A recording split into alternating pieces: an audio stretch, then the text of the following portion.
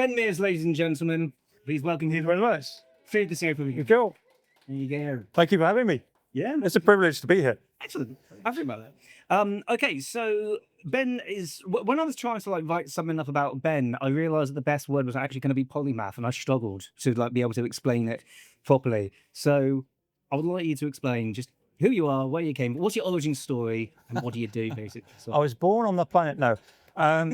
So I've basically always been on the creative side of things.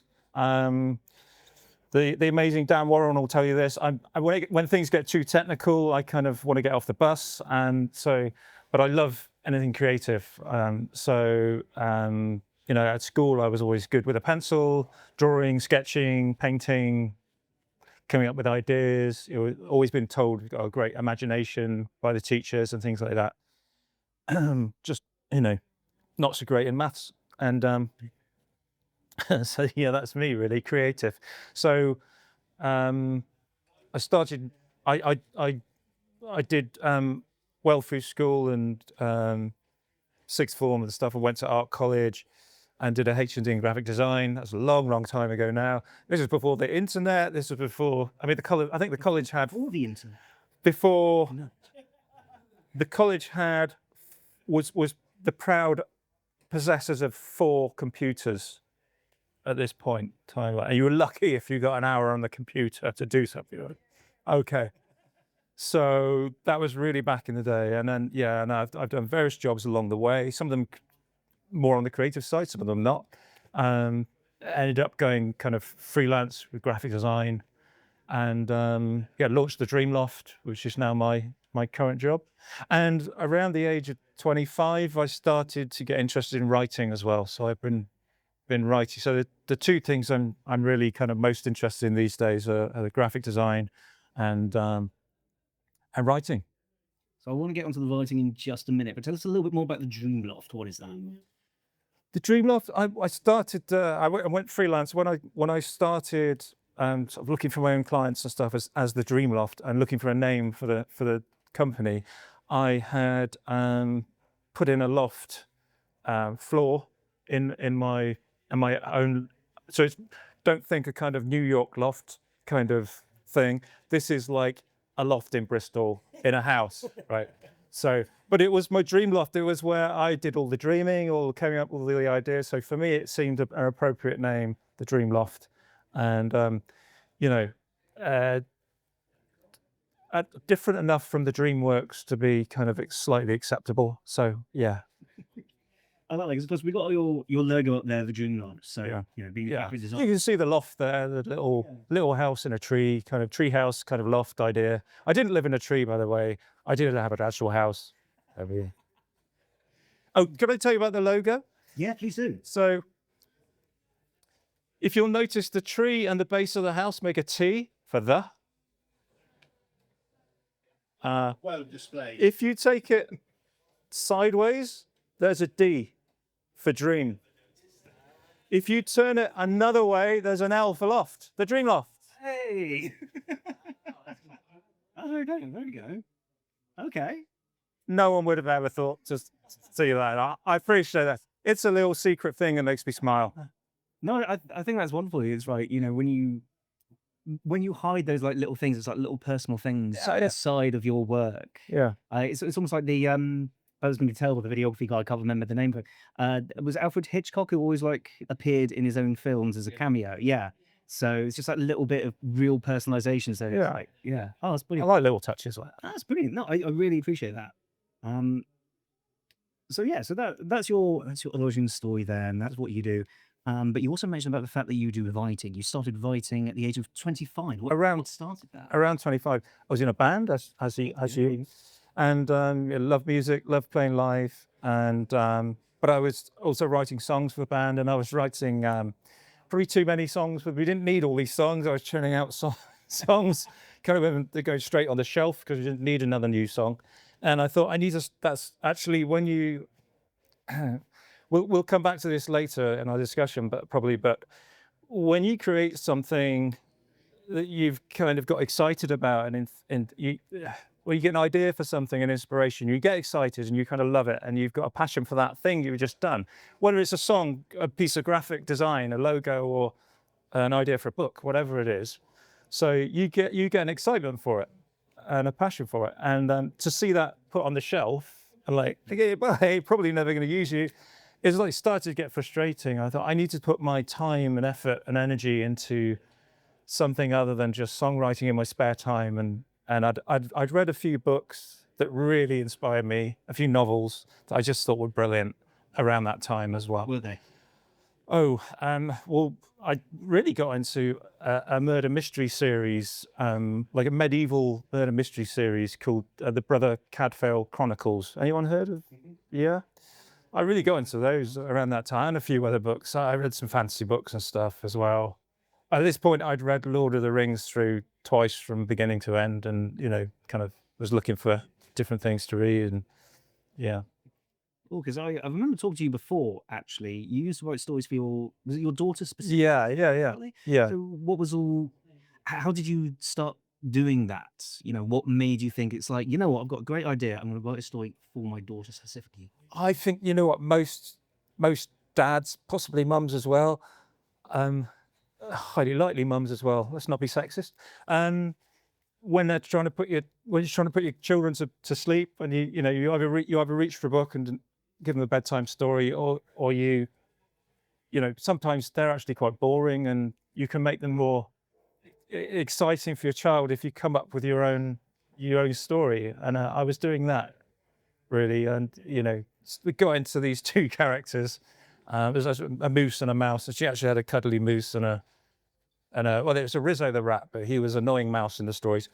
And so Moose and Mouse became two characters in their own right, and ended up telling her hundreds of these stories between these two characters. Yeah, so yeah, but that's a different thing to this. Of course. We should probably look a little bit more recently, because I understand that you've released a book. Yeah. On the go.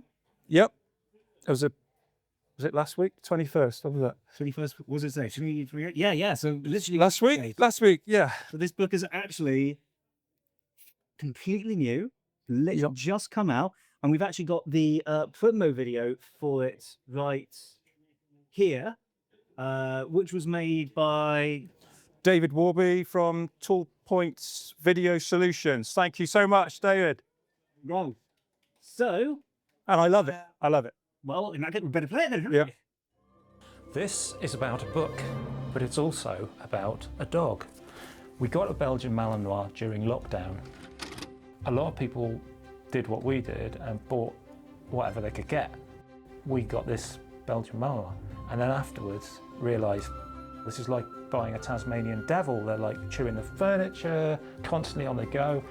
We're training him all the time and looking for the ways to, you know, rein him in and calm him down.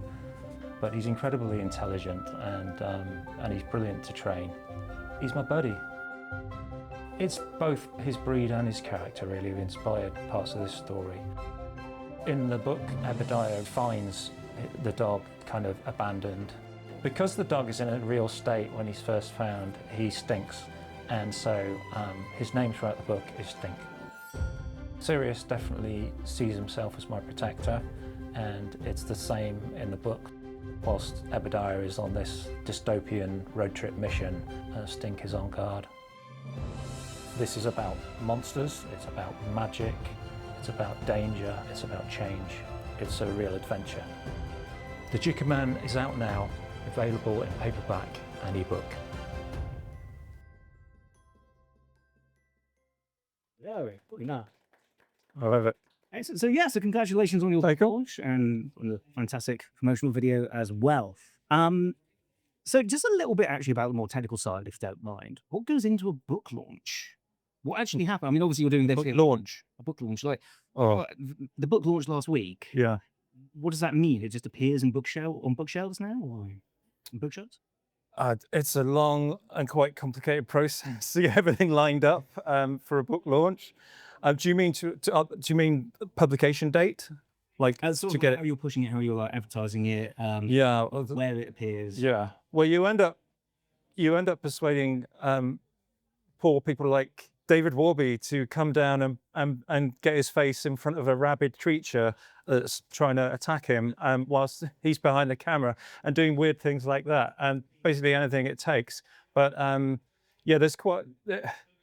You think when you write a book and you finish the book, you think, oh, there's a massive sense of achievement and completion.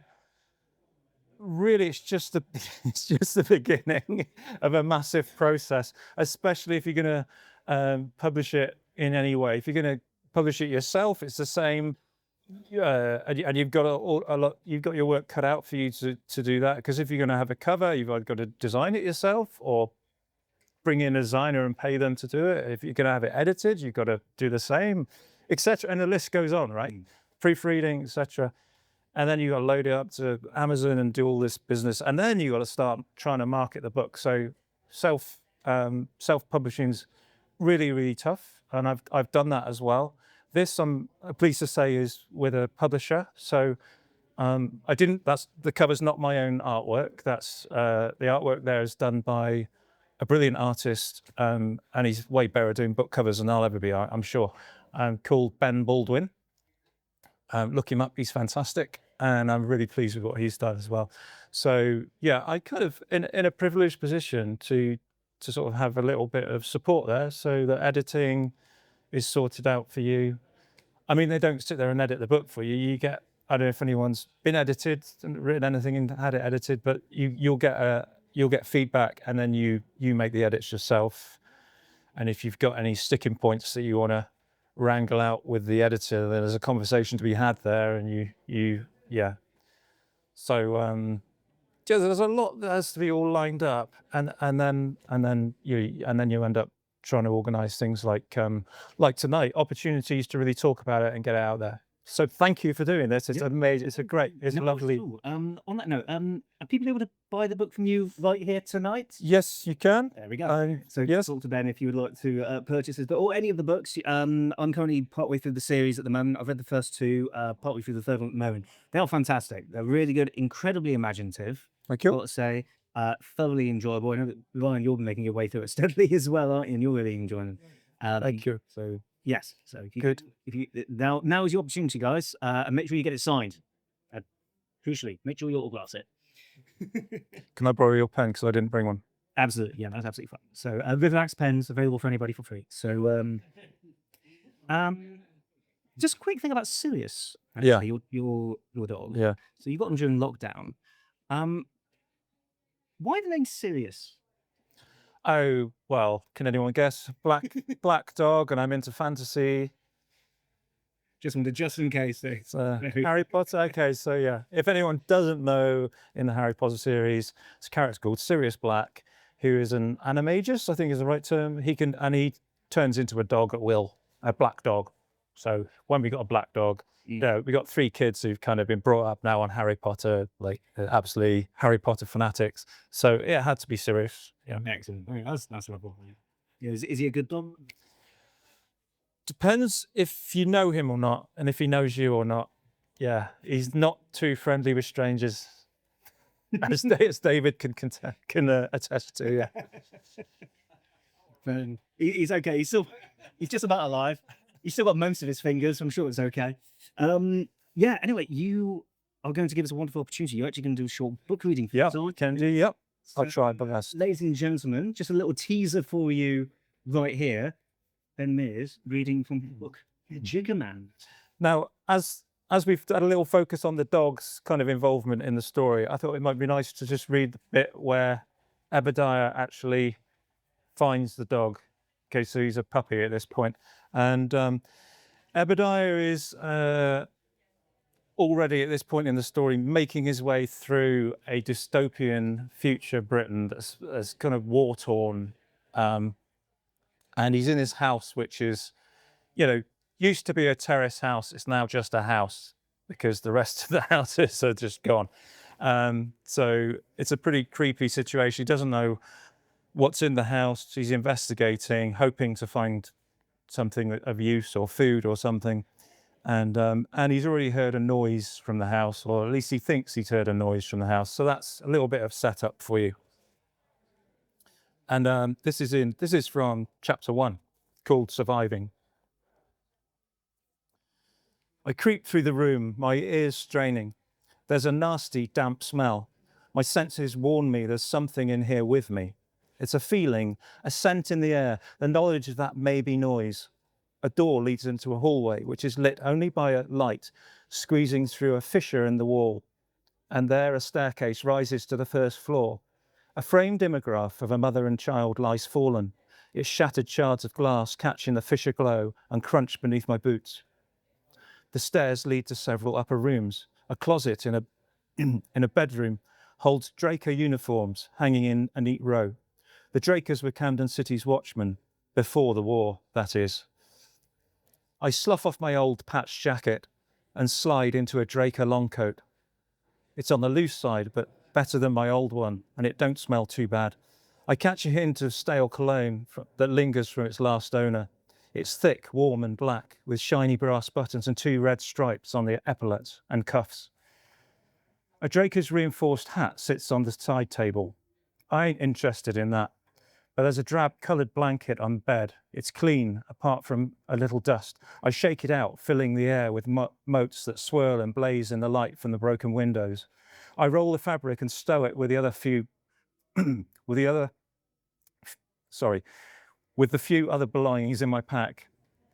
There's a good pair of boots under the bed, but they're too big for me. Shame. Mine leak and my feet have been damp and cold for ages. I leave the boots, but bag a pair of good woolen socks from a drawer. In the grimy bathroom, I catch broken reflections of a youth in a cracked mirror. The face is old beyond its years, the left eye unseeing, scarred and occluded white. I wipe the glass to see better, rub a hand over my stubbly face, in need of a wash and a shave. A cutthroat razor rests on the wooden edge of the sink. I fold and pocket the razor, prise a corner of the mirror free with my fingertips, and take that too.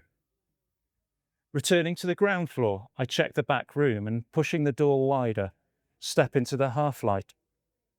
I freeze at a sound, the scurry of feet, or was it paws? That feeling again, that smell, only stronger. Annoyance taps in my mind.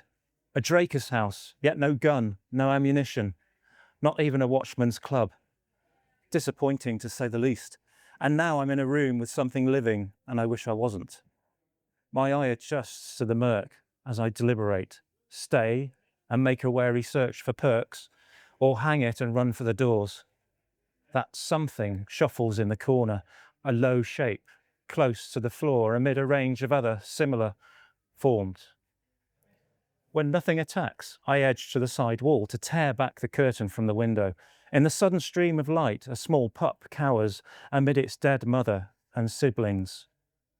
It seems lost, yet unwilling to leave its mother's side. I count 7 others, 2 black, the rest tan with black faces, all skin and bones, all dead. The survivor, jet black with darkly golden eyes, watches me, and I wonder what it's thinking. Is it afraid, terrified, relieved, glad of the company? Who knows? It seems sad and curls up, nuzzling into the crook of its mother's throat to settle down on the filthy floor. If it stays here, it will die like its brothers and sisters. I don't know what killed them. Perhaps the mother was shot or injured, her master blown to the wind in some street battle when the Earthians came. They probably starved. I'll never know. Whatever the truth, there seems only one thing to do.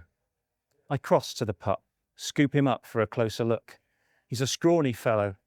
He licks my fingers, sniffs, peers at me, pees, chews my thumb with needle-sharp teeth. Oi! I catch a whiff of him.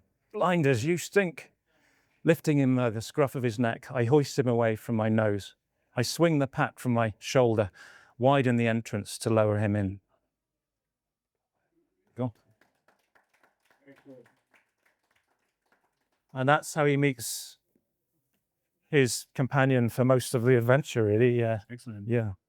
Oh, that was fantastic. Well, thank you very much. Greatly appreciate that. Greatly appreciate that you. reading. Once again, if anybody here is interested in purchasing any of Ben's books, I strongly recommend you do. If you haven't, then do talk to him after this meeting. I want to talk about something else that you've actually written, if that's okay. We'll Yeah. talk about other things that you do as well now.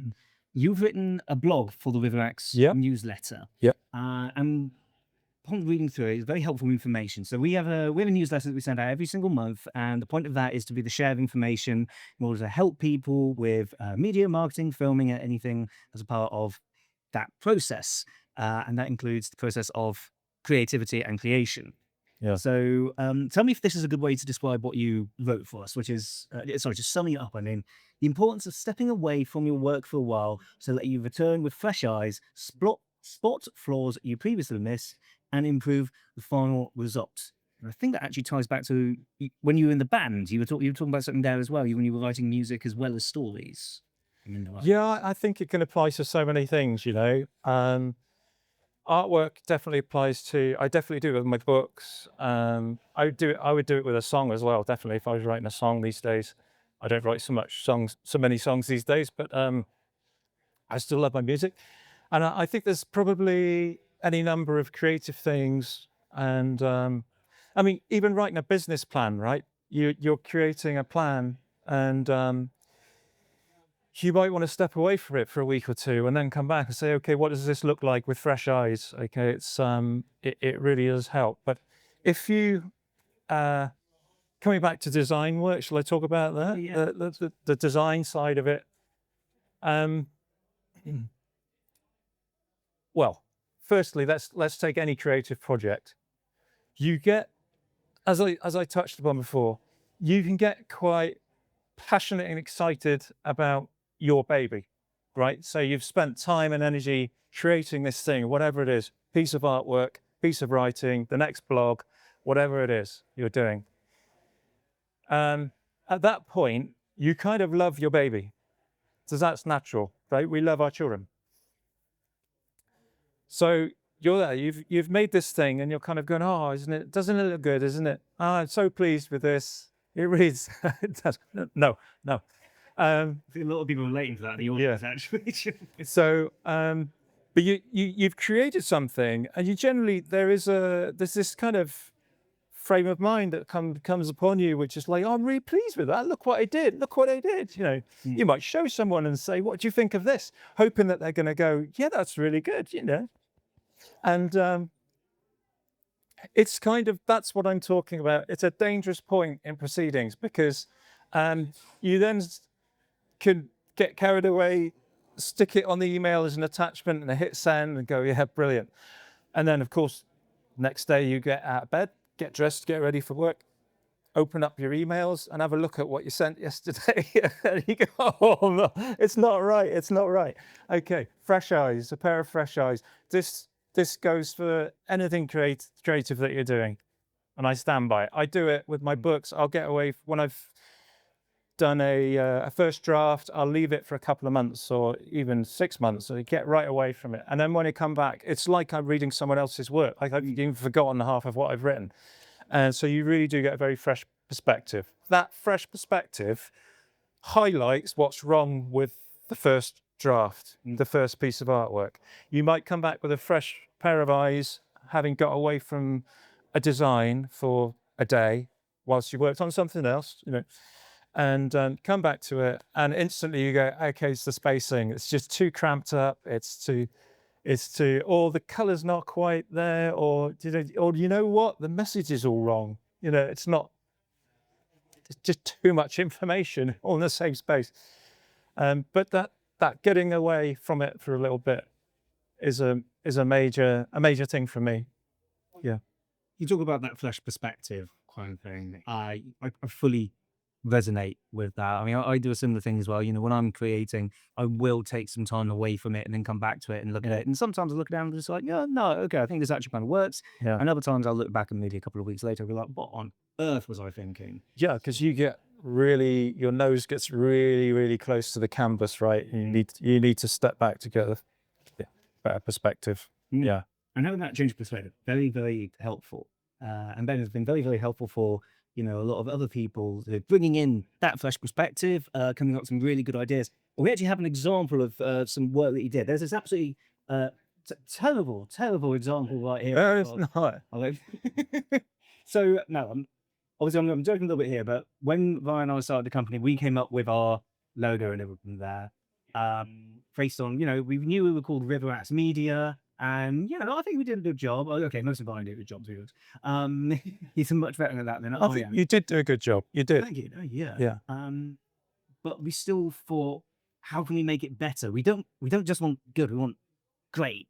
And so we talked to Ben because this is his line of expertise. So just want to take us through when we showed it to you, what your thoughts were and where we were going to go, or where we should have gone with it.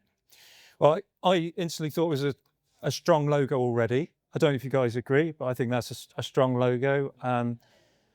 One thing that I've noticed on business cards, which is possibly the smallest, sometimes the smallest that you'll see your logo printed, it's been squished onto a small part of a business card that's sort of slightly bigger than a postage stamp. And so looking at it at that kind of size will tell you, and this is something if you're branding yourself and doing your own logo as a do-it-yourself job, be aware of this. What does it look like when it's reproduced really small in a really small size? Is it all still legible? Is something actually getting quite difficult to read because it's so small? And I felt that this is to say it was there's nothing bad about that, but when we sat down to look at it, it was much more a case of we were in agreement of this. I think it wasn't a case of there's anything majorly wrong with it. It's like, can we do anything to improve it? So that's where we were coming from in the first place. And one of the things that I pointed out was that the word media could be sort of a little bit bigger, so that on a business card, or if it's even printed somewhere even smaller, say you're sponsoring someone, and so you're now a sponsor on a business card, instead of it being that big, it's this big, it's going to be legible still. And so that was a suggestion. Didn't have a problem with any colours. Your brand was consistent, talking more broadly about your brand. You were consistent with colours and the logo and everything. So consistency is always a major thing. So that wasn't a problem. The one that sticks in my mind, on the bottom there, it says unclear what we offer/do. Something that Ben said to us when we talked to him about it was, I looked at the logo, and if I didn't see the word media, we thought you were like an adventure camp, like Mountain Warehouse or something like that. Yeah. And we were like, oh my God, he's right. How do we fix this? Yeah. So we looked at that question and came up with fantastic ideas. I suggested that you use an aperture from a lens, from a camera, just to give that nudge towards what you do, which is video production and filming and all the wonderful things you do. So that was the new version, which I do actually think it's stronger. I like it better. Yeah. Yeah, we really appreciate your help on that one. You're welcome. Thank you. And we rolled with that. And just to explain, we actually do have John from Twisted over there. We had that brief, which we passed over to him, and he was a man who actually put it together properly for us. So, with working with Ben in order to develop a proper brief and direction for it, John was then the man who turned it into what we have now today. Is now emblazoned across an unbelievable amount of random stuff that we have, which we're can be happy about. It's good. So once again, thank you very much. Greatly appreciated. So we've had a wonderful time there talking about your book, talking about your blog, talking about your graphic design work and everything like that. Really, really do appreciate you being here. Congratulations again on the book launch. Thank you. Thank you again for the help that you've provided to Riverworks. Thank you again for You're welcome. Provided to everybody as the wonderful networking host that you are as well. Cleveland Coastal, for those of you who don't know, definitely go there. Thank you. Right, so now we're on to the last little bit of the chat here. Thank you very much, everybody, for being here and paying attention. First of all, we would like to get one immediately actionable tip that anybody in this room take away and to improve their media, their marketing, their promotional efforts, their branding, anything like that. That's one tip you can say, and these people can go away right now and improve their business. I just got a little reminder on my phone. It says take away. And so chicken chow mein, sweet sour pork. Oh no, this must be the wrong one now. I'm not against that. There's a Chinese down the road. I'm going to do that after this now. You've inspired me. I've got a benefit out of this, I can tell you that. So the main thing I thought I'd say here is following on from what we've been talking about earlier. If you find that when you come back to your design, I'm going to focus in on the design. Let's say graphic design or kind of logo design, branding stuff, whether it's a flyer or whatever. You come back to it, you've got away from it, you've maybe improved it a bit because some things have become obvious to you that right, it's still not doing it for you. You know there's something still not right, but you don't know what it is. Go and find some good examples of other people's flyers, of other people's logos, of other people's page layout, whatever, websites, whatever. The kind of area that's going to be relevant to your business or whatever you're marketing. And compare and contrast with what they've done. And why are you seeing that theirs is better than yours? And it will probably show you that you've got the spacing wrong. Generally, for do-it-yourself designers who aren't really designers, it's common for the not to be enough space around things. People cram things in. People cram too much information into the one space. So again, think about your primary messaging and your secondary messaging. Decide what they are, and weasel out that primary messaging and just have a very slimmed down, simple message that someone can grab easily, quickly, as they're walking past your roller banner at an exhibition or whatever. Don't put too much. Don't try and do too much. Don't try and communicate too much too quickly. It doesn't work, and people don't want to read 4 paragraphs of small print on a roller banner, or that. Does that work for you? Does that help? Yeah, that's brilliant. Thank you very much. I think we can all definitely take that into account. Good. So to round off, just before we're going to have the Q&A session, you get your 60-second pitch to just promote yourself, anything that you want to do. The floor is yours. Okay. I'm Ben Mears, and I'm a graphic designer. I'm also an illustrator, and I do some animation as well. I cover quite a broad range of design. The benefit to my clients, really, as I see it these days, is in covering such a broad range of design. Because I do some website work, I'll do your print work for your business stationery, branding for your whole business. I'll do exhibition graphics. I do all this different stuff. The benefit for the clients really is that you get brand consistency. I probably mentioned it earlier, but consistency is king, really. You can easily check this out for yourself. Another takeaway: have a look at all your different social media platforms. Have a look at how you're presenting yourself. Make sure it's consistent across the board. Across the board. Make sure you've used the same hex color on all the backgrounds. Don't say, oh, that's orange, that's close enough. Make it the same color, for goodness sake. Make it consistent.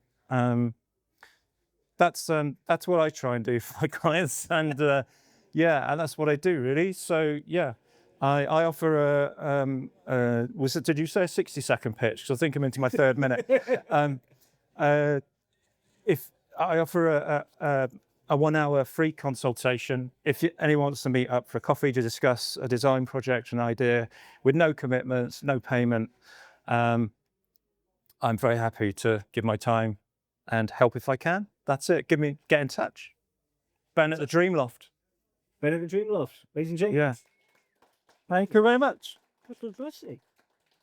Excellent. Right, now if we really put you on the spot. So we're accepting questions from anybody here. If anybody wants to put their hand up now, if they've got any questions for Ben about being creative or graphic design. And Richard's very eager there, so... I got a question, Ben. I bought your book the other day. I'm really, really looking forward to reading it. I'm taking it on holiday in a couple of weeks' time. My question is, are any of the characters in the book based on any of the characters at Coastal Network? No, they're not. They're not. Is that the next one? Are they based on people you know, though? Seriously, is there anyone that... They're not based on people I know specifically. I'm trying to think if I've ever done that in any of my books. And I don't think I have. I've kind of pinched people's names and taken a name from someone I know here, and I've taken a surname from someone else, and okay, that's going to be the name of this character.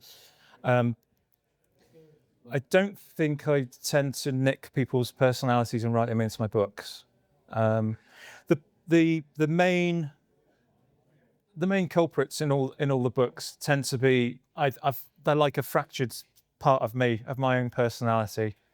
In the Banyard and Mingle series, there's two detectives, and they're two very different private detectives working together, but two very different characters.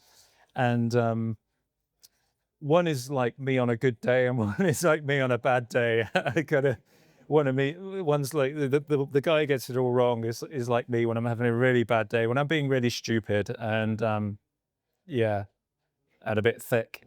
And the other one is like me when I'm at my brightest, and I kind of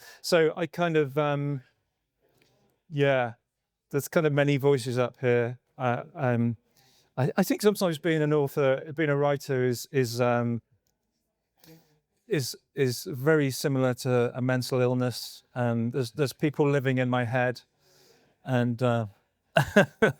This is the chance to have a chat. this is it. Sometimes they come out and dance on the pages. Yeah, yeah. I love that. I love that. Was that was your question? Was it? Yeah. So, Dan, I believe yeah, but Yeah, I was going to ask, what's the of all the clients who sort of come to you, what's the worst brand you've ever seen? Oh, it might. Well, I can't. For obvious reasons, I'm not going to name the brand. Yeah, I'm not going to name the brand. But I think you shared one with me, which it was. I can't remember what the business did. You probably remind me. But the logo. Don't name the brand. But the logo looks like something from a packet of sausages. a packet of sausage. Yeah, Sausages. kind of like something that's been thrown together in 5 minutes. Oh wow. Okay. Like a home, like a supermarket home brand, kind of really cheap pack of sausages kind of logo. Yeah, yeah, Not a butcher or anything like that. So it wouldn't be like fanatically appropriate. yeah. Oh, good lord. They weren't actually selling sausages then. Sorry, She said, I assume they weren't selling sausages. they certainly weren't selling sausages. Yeah. Right, just going to see if we've had anybody post a question on the Arhan thing. I don't know. Or no, I think everybody's been nice and brave today by the looks of things. If you have, I apologise because it clearly hasn't worked. So sorry about that. Great stuff. Yes. Does anybody else have any questions? Sorry, Tim. Yeah, from Ben. They say everybody's got a book in them. What would be your advice for somebody who wants to start writing their first book? The two things you've got to do if you want to actually have a go at writing and improving your own writing is writing a lot and reading a lot. And read a lot of different stuff as well. Don't just read the one, type of stuff. Broaden your intake. Read some bad stuff. Work out why it's bad. You can learn a lot from reading something that's really badly written. I think that's good advice actually. Like we hear case studies, which is all about how to do it right. We don't hear enough of the case studies of it works. Where has not worked. It works both ways. You really learn from the good authors. Learn how what they get right, why it works, what they're doing differently. That's so good. Learn from that, but also learn from stuff that you think, or you maybe it's not bad or good, but get your own opinion on it. Form your own opinion on it and work out why is this line kind of singing off the page and why does it delight you when the next two paragraphs are dull? Okay, what are they doing differently? And yeah, that would be my first word of advice to anyone who wants to give it a go. Yeah, Easy. you've probably heard it before, but it's an important one. I think we do have one on the console on my glamorous assistant over there. See if it's actually come through. So people loving. We improve our technology. Okay, this I do apologise. It's only the second time I've ever used this, so I'm afraid to kill. It's not the best there. On a bit. Yeah, please go ahead. I apologise if this hasn't worked. I've already got Yeah. Read the thing. That's perfect. Sorry, say again. What is your favourite book, or the one you said, yeah, that's perfect, Of that I've read. that you've read? Yeah. There's a book that's not really. It's not a fantasy book, and but it's quite a literary book. The one I'm thinking of. It's by Marcus Zusak, who's also the author of The Book Thief. It's probably his most famous book. And he's written a book that I just really, really love called I Am the Messenger. And it's beautifully written. It's I love it's everything you mentioned in the question. It's there. It's great. Wouldn't change a word of it. Great. So yeah, get hold of, if you want a good book to read and to study someone who can really write well, Marcus Zusak, I Am the Messenger. Fantastic. Okay, so I can't read it from this angle. Ryan, would you be kind enough to read out the question that has actually come through? So you've got one. There we go. Good old technology. I'm sure I know what I'm doing. It says, I think that although I very much like many different fonts, perhaps I shouldn't use them all in my design. What is your opinion of simplicity in design and sticking in people's minds? Sticking in people's mind. Yeah. Well, the font thing's a very good point. It's another classic kind of do it yourself, knock out a flyer and, publicize the event quickly because you haven't got time to find a designer and do that. And give yourself a minimum of 2 fonts. Work with 2 fonts. Make it simple. I think the word simplicity was in the question as well. And that's key as well, especially if you're doing it yourself. Keep things simple, give things space. Don't use more than 2 fonts. It just becomes a real pig's ear of a piece of design. Has that answered the question really, or is there more to? What was the question again? Yeah. No, it just basically the sticking with simplicity and Yeah. that kind of helps Yeah. brand recognition and staying in people's minds. Yeah, definitely. Simple is quite often better.